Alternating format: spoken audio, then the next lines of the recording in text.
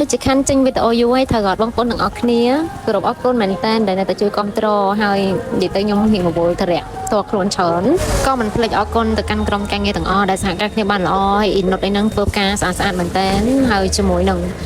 ធីមមកថ្មីនិយាយទៅការងារសិតតល្អទាំងអស់ក៏មានតៃជួយ handle event ទាំងមូលដោយសារតែខ្ញុំនិយាយទៅតាំងពីខ្ញុំមាន baby មកខ្ញុំមិនសូវចេញវីដេអូទេវីដេអូកពេញ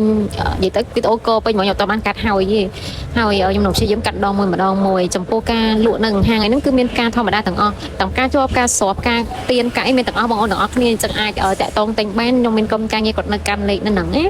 ហើយកាហ្វេហ្នឹងក៏ចេញធម្មតាដែរតែគាត់តែអត់ដែរបានសូវផុសអីអរគុណមែនតើអរគុណទៅកូនកន្លោះកូនកំមុំអរគុណទៅដៃគូសហការ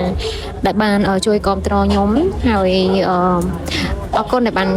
កក់បន្តរហូតហើយអធិស្ឋានដល់ខ្ញុំក្នុងការឆ្លើយតបយឺតណាអញ្ចឹងបើសិនជាបងអូនត្រូវការសេវាកម្មណាមួយអាចទៅត្រង់មកបានក៏ប៉ុន្តែ handle event ទាំងមូលគឺពួកខ្ញុំអត់មានទេពួកខ្ញុំមានតែតាមផ្នែកទៅតាមលទ្ធភាពសមត្ថភាពដែលអាចធ្វើទៅបានហើយអរគុណនៅតែអរគុណមែនតើសម្រាប់កូនកន្លងកូនកំមុំតែគ្រប់ត្រូលតាំងពី decor តាំងពីកាហ្វេតាំងពីក្រែមហើយអរគុណទៅដល់មួយនៅក្នុងបរិយាផងដែលជួយគ្រប់ត្រូលផ្កាបាច់និយាយទៅគ្រប់ឱកាសទាំងអស់គឺគាត់ជួយទាំងយើងទាំងអស់អញ្ចឹងណាបងអូនទាំងអស់គ្នាពិតជាអរគុណបាយជួបគ្នានៅវីដេអូក្រោយ